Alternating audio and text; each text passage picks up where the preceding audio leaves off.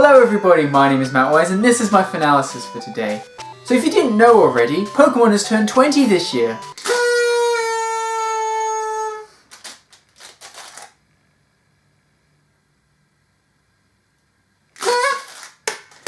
Okay, so if you did know about it already, I am aware I'm like a month behind for this, but it's kind of a special occasion for me. I wanted to talk about my experience with the franchise and what it's come to mean for me.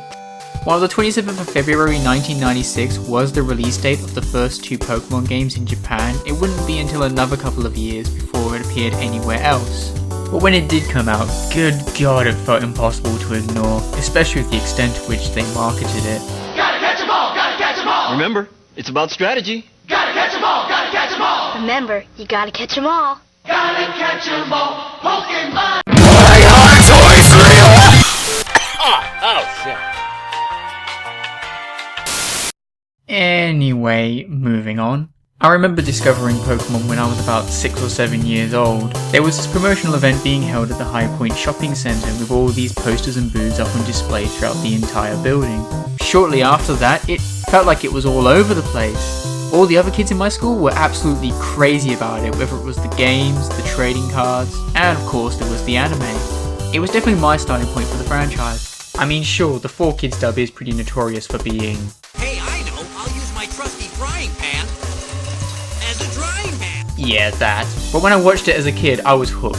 It was one of the first shows my brother and I ever tried to watch every episode of whenever possible. Anyone remember seeing that one episode when Ash almost left Pikachu behind? I was in tears towards the end of that one. Way to go, Ash.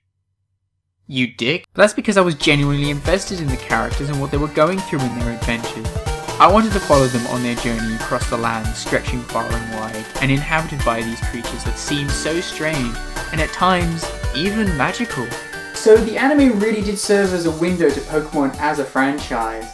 I mean, if you just imagine being a child around the age of 10 at the time, if you had the promise to go on adventures with a cute animal sidekick with superpowers constantly being shoved in your face, could you possibly say no to that?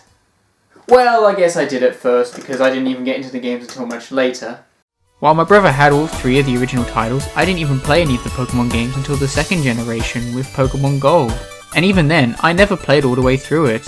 And then even years later, after being excited about the release of Pokemon Ruby and Sapphire, when I got my copy of one of the games, I could never get myself to finish it. And yet despite all of that, I never gave up on it. I never actually played through any of the games until Pokemon Pearl and Nintendo DS. So I obviously can't say that I valued the original games anywhere near as much as other fans about my age.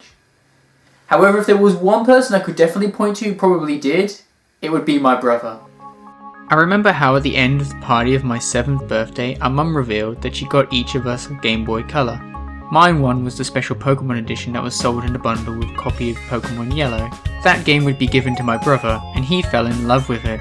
He recently explained to me how out of the 3 original releases, the yellow version felt most like being in a story. Because you always had Pikachu with you, he was kind of like a travelling buddy, someone who would follow you around and you could talk to on your journey.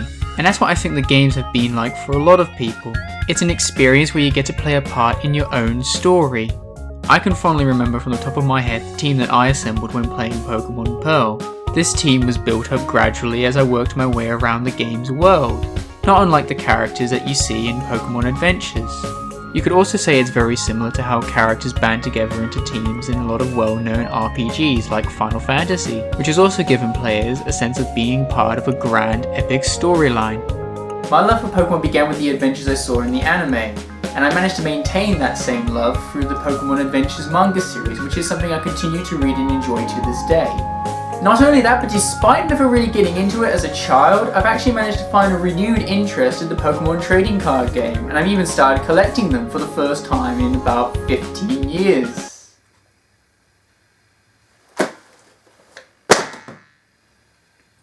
Wow, I feel much older than I really am now. So even though I never really got into the games, I still feel like I could appreciate them for what they are. I mean, Pokemon Pearl still does hold a special place in my heart, and I fondly remember the team that I assembled through my adventures in that. Deep down, I consider myself to be a Pokemon fan to this day, because, as it is, I just can't let go of it. As strange as it sounds, I believe it actually made me the kind of person I am today. Ever since I was a child, I loved to create stories about fantasy worlds inhabited by a wide array of strange creatures, and this is something I continue to do to this day. Pokemon was not only an inspiration to me in my childhood, but it would eventually point me towards another goldmine of creativity that would further influence my ideas. It could also be argued that Pokemon was the starting point for my habit of collecting things. While it's understandable that some people won't see that as necessarily a good thing, it is still a part of who I am and how I try to explore things creatively. I like to collect things that catch my interest and that can help further shape the worlds I try to make and the stories that I try to tell about those worlds. Even if I was never all over Pokemon like a lot of other people have been, I like to think that I can appreciate the passion that fans have for the franchise, because for a lot of us, perhaps even millions, those fields, mountains and oceans that existed behind those little screens, inside these tiny cartridges, could be just as real as the world around us. Gotta Catch 'Em All became more than just a corporate tagline. It became an adventure. Well, that was my Fanalysis for today, and until next time, take care.